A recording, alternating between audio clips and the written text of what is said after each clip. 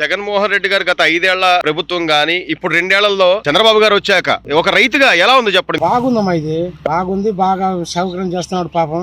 ఇంతవరకు అప్పుడు బాగా ఇబ్బంది అయింది ఒడ్లకి గేట్లకి అంతా. ఇప్పుడు ఈయన వచ్చిన కాడ నుంచి బాగా నిమ్మర పని ఉంది. 24 గంటలు డబ్బులు పడుతున్నాయి. కొద్దిగా మురిగిపోయినా తిరిగిపోయినా ఈ కౌలు రైతులకి దెబ్బతిని ఉన్నారు, ఇప్పుడు పాలై ఉన్నారు. పగిలిపోద్దని మిల్లుకు ఫోన్ చేస్తున్నారు సీఎం గారు. ఇది పాయింట్. సో అంటే డబ్బులు కూడా 24 గంటల్లో పడుతున్నాయి. మంచి ధర ధాన్యం కొనుగోలు డబ్బులు కూడా జాగ్రత్త కొనాలి. తడిసిపోయినా ముక్కిపోయినా కౌలు రైతు బాగుపడి పాలై సిద్ధంగా ఉన్నారు. సిద్ధంగా ఉంటే సీఎం ఫోన్ చేసి మొత్తం డిక్లేర్ చేసేసి ఎమ్మెల్యే గారు కూడా మంచిగా మాట్లాడితే మంచిగానే ఉంది బాబు. అప్పుడు ఎలా ఉంది బాబా? అప్పుడు జగన్ గారు ఉన్నప్పుడు ఎలా ఉంది? దోబుడి కథ గోల. కనీసం అప్పుడు ఆ రంగురాళ్ళు బొమ్మలు వేసుకోవడం, పాస్ పుస్తకాల మీద బొమ్మలు వేసుకోవడం న్యాయమేనంటావు? అది చాలా తప్పది. మంది భూములకి నా భూమి అంటాం తప్పగా.